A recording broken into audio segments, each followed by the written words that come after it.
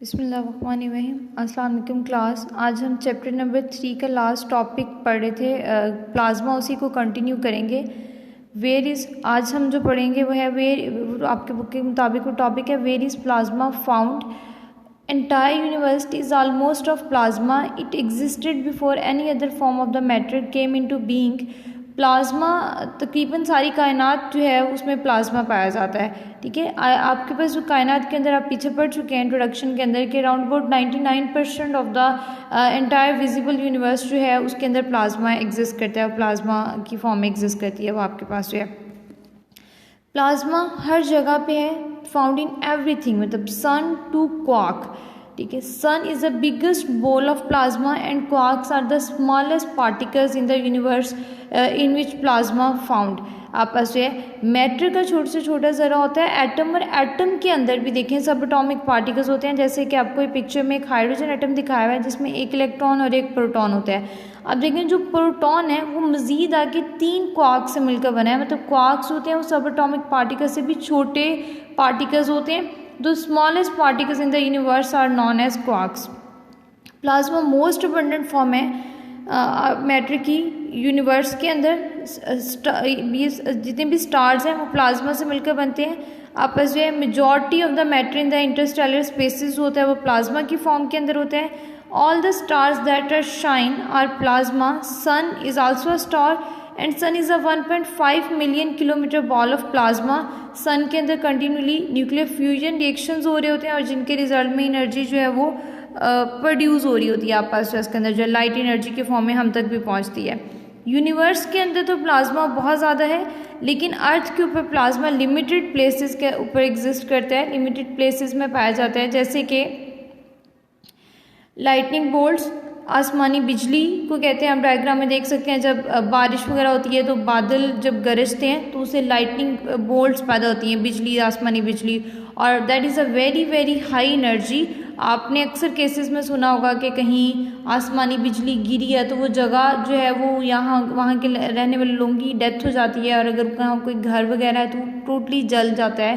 मतलब इतनी ज़्यादा एनर्जी होती है लाइटनिंग बोल्ट्स के अंदर, जो कि प्लाज्मा है। फ्लेम्स में, शोलों में, अरोराज जो होते हैं ये भी नेचुरल लाइट डिस्प्ले है। ये आसमान के ऊपर पैदा होता है सोलर विंड की डिस्टर्बेंस की वजह से। इन द मैग्नेटोस्फेयर के अंदर सोलर विंड डिस्टर्बेंस क्रिएट करती है, जिसकी वजह से एक लाइट, नेचुरल लाइट डिस्प्ले पैदा हो जाता है आसमान के ऊपर, जिन्हें अरोराज कहते हैं। जैसे आपको ये पहली पिक्चर में नज़र आ रहा है ग्रीन सी लाइट आसमान के ऊपर जो है ये अरोरा है आपस से। ठीक है, फ्लोरिसेंट लाइट्स, ये जो हमारे पास लाइट्स होती हैं चमकदार, फ्लोरिसेंट चमकदार को कहते हैं। तो फ्लोरिसेंट लाइट्स में प्लाज्मा की वजह से लाइट और ग्लो प्रोड्यूस होता है आपस में। जब फ्लोरिसेंट लाइट्स में आपने गैस, डिस्चार्ज ट्यूब या ग्लास ट्यूब्स होती हैं जिनके अंदर आपने गैस फिल की हुई होती है। सो जब आप इलेक्ट्रिक करंट पास करवाते हैं उस गैस में से, जैसे कि अगर वो नियॉन गैस है तो उसमें प्लाज्मा और लाइट दोनों चीज़ें प्रोड्यूस होती हैं। नेक्स्ट हमारा टॉपिक है एप्लीकेशंस ऑफ प्लाज्मा। प्लाज्मा की बहुत सारी एप्लीकेशंस हैं। सबसे पहली एप्लीकेशन तो लाइट रिलेटेड ही उसने लिखी हुई है आपके बुक के अंदर।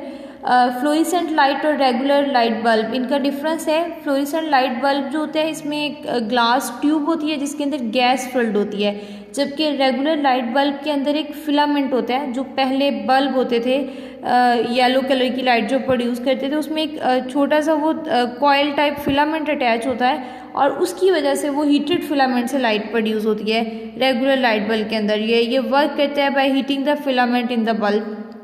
जबकि फ्लोरिसेंट लाइट बल्ब्स जो होते हैं, फ्लोरिसेंट लाइट बल्ब्स जो हैं ये ग्लास ट्यूब्स पर मुश्तमिल होते हैं। इनके अंदर गैस होती है और उस गैस में से जब इलेक्ट्रिसिटी पास करवाते हैं तो गैस की आयनाइजेशन हो जाती है और उसकी रिजल्ट में लाइट एंड प्लाज्मा प्रोड्यूस होता है। तो यहाँ आपके बुक में वो उसको डिटेल में लिख रहा है फ्लोरिसेंट लाइट बल्ब को।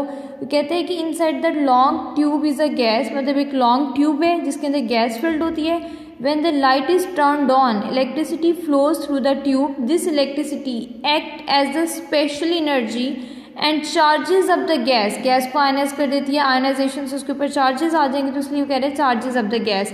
This charging and exciting of atom creates a glow plasma inside the bulb. Second हमारे पास नियॉन साइंस, ये एडवर्टाइजिंग साइंस होते हैं। अक्सर आपने रात के टाइम आप बाहर जाएं मार्केट के अंदर, शॉप्स के बाहर, और अगर आप दुबई वगैरह या इस्लामाबाद वगैरह ऐसे की बड़ी सिटीज़ में देखें तो एडवर्टाइजिंग साइंस लगाए होते हैं। वो एडवर्टाइजिंग साइन लाइट पे नहीं चल रहे होते हैं, ऑर्डिनरी लाइट पे, मतलब उनके अंदर फिलामेंट वगैरह नहीं होता, वो लाइट पे चल रहे होते हैं। लेकिन उनका जो उनके अंदर भी ये होता है कि वो ट्यूब्स होती हैं, ग्लास ट्यूब्स होती हैं जिनके अंदर गैस फिल होती है। नियॉन साइंस इसलिए कह रहे हैं बिकॉज उनके अंदर नियॉन गैस फिल होती है। Neon signs are the glass tubes filled with the gas, when they are turned on then the electricity flows through the tube, the electricity charges the gas, possibly neon, अगर neon है तो उसको charge up कर देगी और ultimately उसके अंदर plasma produce होगा। प्लाज्मा ग्लो करेगा स्पेशल कलर के साथ। वो जो आपको डिफरेंट कलरफुल पैटर्न नज़र आ रहे हैं, जैसे यहाँ पे भी एक पिक्चर देखें, इसके अंदर ये ग्लो कर रहा है, गुड टाइम्स लिखा हुआ, तो ये नियॉन साइन है। जितना भी ग्लोइंग पोर्शन आपको नज़र आ रहा है ये ग्लास ट्यूब्स पर मुश्तमिल है। इसके अंदर गैस फील्ड और इलेक्ट्रिसिटी से इसको चार्ज अप किया गया, जिसकी वजह से इसके अंदर आयनाइजेशन के थ्रू प्लाज्मा प्रोड्यूस हो रहा है और वो ग्लो अप कर रहा है। जो कलर पैटर्न है, मतलब पिंक, रेड, ग्रीन जो भी है, that depends upon the glass जो आप यूज़ कर रहे हैं और गैस, दोनों के ऊपर डिपेंड करता है। कलर पैटर्न जो है वो जो प्रोड्यूस होगा इसके अंदर गैस के ऊपर भी डिपेंड करता है, और जो आप ग्लास यूज़ करेंगे उसके ऊपर भी, उसकी कंपोजिशन पे भी डिपेंड करता है। थर्ड हमारे पास जो इसकी एप्लीकेशन है कि प्लाज्मा प्रोसेसिंग सेमीकंडक्टर्स बनाए जा चुके हैं। स्टीलाइजेशन ऑफ सम मेडिकल प्रोडक्ट्स के लिए प्लाज्मा को यूज़ किया जाता है। स्टीलाइज का मतलब होता है जरासीम से पाक करना। प्लाज्मा के हम लैंप्स बना रहे हैं, लेजर्स बना रहे हैं, डायमंड कोटेड फिल्म्स बनाई जा रही हैं, हाई पावर माइक्रोवेव सोर्सेज बनाए जा रहे हैं, एंड पल्स पावर स्विचेस जो हैं वो प्रोड्यूस किए जा रहे हैं आपस इसके अंदर जो है वो। तो ये सारी टेक्नोलॉजी के अंदर जो है वो प्लाज्मा यूज़ हो रहा है। फोर्थ वन एप्लीकेशन है, they are also provide the foundation for important potential applications. Plasma जो है वो बहुत एनर्जेटिक फॉर्म ऑफ मैटर है। तो प्लाज्मा को यूज़ करते हुए, एक प्लाज्मा स्प्रे प्रोसेस होता है, उसको यूज़ करते हुए हम इलेक्ट्रिकल एनर्जी बना सकते हैं फ्रॉम फ्यूजन पोल्यूशन कंट्रोल से। ठीक है, फ्यूजन कंट्रोल, पोल्यूशन कंट्रोल में हम क्या करते हैं, फ्यूजन प्रोसेस करते हैं। फ्यूजन प्रोसेस में आप दो लाइटर एटॉमिक न्यूक्लियाई को मिला के एक हैवियर न्यूक्लियाई बनाते हैं, और इस प्रोसेस के दौरान एनर्जी रिलीज़ होती है। उस एनर्जी को यूज़ करते हुए इलेक्ट्रिकल एनर्जी प्रोड्यूस की जा सकती है। तो इस टेक्नोलॉजी के अंदर भी क्या होता है, एप्लीकेशन के अंदर प्लाज्मा यूज़ हो रहा है। Removal of hazards chemical, plasma बहुत ही रिएक्टिव होता है, तो ये रिएक्शन करके जितने भी टॉक्सिक या हैजर्ड्स केमिकल्स हैं उनको भी रिमूव करवा सकते हैं आप एनवायरनमेंट या एटमॉस्फेयर के अंदर जो है वो। फिफ्थ वन इम्पॉर्टेंट एप्लीकेशन है, तो डेली लाइफ में हमारे यहाँ यूज़ हो रही है प्लाज्मा। आजकल हम जो ट्यूब लाइट्स अपने यूज़ करते हैं, ये रॉड्स वाइट कलर के जो है वो यूज़ करते हैं, उनके अंदर गैस फिल्ड होती है, उनमें फिलामेंट नहीं है। फिलामेंट वाला पहले यूज़ होता था। Plasma light up our houses, homes, make our computers and electronic equipment work. 6 हमारे पास एप्लीकेशन है कि प्लाज्मा को यूज़ करते हुए लेजर्स ड्राइव कर सकते हैं। पार्टिकल एक्सेलेटर्स के तौर पर काम करता है प्लाज्मा। प्लाज्मा से आप अपने एनवायरनमेंट को क्लीन कर सकते हैं। प्लाज्मा से आप अपने एनवायरनमेंट को क्लीन कर सकते हैं।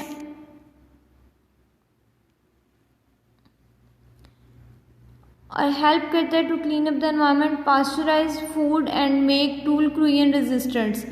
आप मतलब इससे आप रेजिस्टेंट फ्री टूल्स भी बना सकते हैं। ठीक है, क्रूएन फ्री टूल्स भी बना सकते हैं। ऐसे टूल्स आप ऐसे इसमें से वो टूल्स बना सकते हैं जिनके अंदर क्रूएन जो कि क्रूएन के लिए रेजिस्टेंट होंगे। इसके लिए भी हम क्या करते हैं, प्लाज्मा स्प्रे करते हैं उन चीज़ों के ऊपर, और प्लाज्मा स्प्रे मेथड यूज़ करते हैं टूल्स के ऊपर, तो उससे फिर उन्हें जल्दी जो है वो जंग नहीं लगता, वो क्रूड आउट नहीं होते।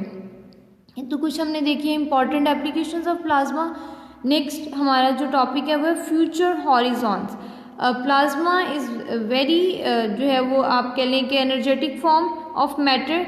It is a very very high energy form. So इसको ये बहुत इम्पॉर्टेंट है, मतलब रिएक्टिव है, लेकिन ये कि इसको हैंडल करना मुश्किल होता है। इसलिए साइंटिस्ट जो हैं इसको पे इजीली यूज़ नहीं किया जा सकता जब हैंडल करना मुश्किल होता है। तो इसलिए साइंटिस्ट जो हैं वो प्लाज्मा का इफ़ेक्टिव यूज़ जो है वो इंट्रोड्यूस कराने के लिए एफ़र्ट्स कर रहे हैं, उसके ऊपर काम कर रहे हैं। तो उसके लिए अब साइंटिस्ट क्या कर रहे हैं, साइंटिस्ट ये कर रहे हैं कि प्लाज्मा की एनर्जी बहुत ज़्यादा होती है तो हम उसको थोड़ा सा लो एनर्जी में कन्वर्ट कर लें ताकि वो थोड़ी देर के लिए सर्वाइव कर जाए, फ़ौरन किसी चीज़ से रिएक्ट ना करे और डीजनरेट ना हो। इस चीज़ के लिए उन्होंने प्लाज्मा के यूज़ के अंदर मैग्नेटिक फील्ड की एप्लीकेशन को अप्लाई किया है और मैग्नेटिक फील्ड्स को यूज़ करते हुए साइंटिस्ट ने लो एनर्जी प्लाज्मा क्रिएट किया है, जिसके ज़रिए जो लो एनर्जी प्लाज्मा की स्टेट है या जो उन्होंने लो एनर्जी प्लाज्मा क्रिएट किया है उसे कहते हैं मेटास्टेबल स्टेट। आपस में जो मैग्नेटिक फील्ड्स यूज़ किए गए हैं जो है इसमें द मैग्नेटिक फील्ड्स यूज़ किए गए हैं लो टेम्परेचर प्लाज्मा को क्रिएट कराने के लिए, तो उसके रिजल्ट में हमें जो प्लाज्मा मिलता है, अब प्लाज्मा मॉलिक्यूल्स मिलते हैं वो स्टेबल रहते हैं तब तक जब तक वो किसी जो है वो राइट एनर्जी मॉलिक्यूल के साथ कोलाइड नहीं करते, मतलब वो ऐसे ही ओपनली किसी के साथ भी रिएक्शन नहीं करेंगे। वैसे जो प्लाज्मा है वो बहुत ही हाई एनर्जी फॉर्म होती है, high energy form of matter है, तो वो किसी भी पार्टिकल के साथ इंटरेक्ट करता है तो उसको वेपोराइज कर देता है, इतनी हाई एनर्जी फॉर्म होती है। लेकिन जो मेटास्टेबल स्टेट ऑफ प्लाज्मा है इसमें जो प्लाज्मा के मॉलिक्यूल्स हैं वो लो टेम्परेचर पे भी स्टेबल होते हैं और वो तब तक स्टेबल रहते हैं जब तक वो किसी मतलब जिसके साथ आप उसका रिएक्शन करवाना चाह रहे हैं उसी के साथ ही करवाएंगे, अदरवाइज अगर आप उसे ओपनली रखेंगे तो वो खुद ब खुद किसी से रिएक्शन नहीं करेगा। ये कह रहे ये बहुत एक अच्छी एफर्ट है और इस एफर्ट से ये हुआ है कि this enables these metastable molecules to survive long enough to react with the designated molecules.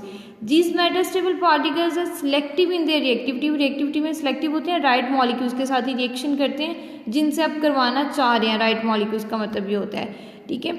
तो इससे ठीक है it makes them a potentially unique solution to problem like radioactive contamination का जो हमारे लिए एक बहुत बड़ा प्रॉब्लम है प्रेजेंट एरा में भी और साइंटिस्ट के लिए भी, तो ये उसके लिए एक पोटेंशियल यूनिक सोल्यूशन हो सकता है, लेकिन अभी इसके ऊपर काम हो रहा है, ये मतलब एक्सपेरिमेंटल बेसिस के ऊपर है। Scientist are currently experimenting with a mixture of gases to work as a metastable agents on plutonium and uranium and this is just the beginning.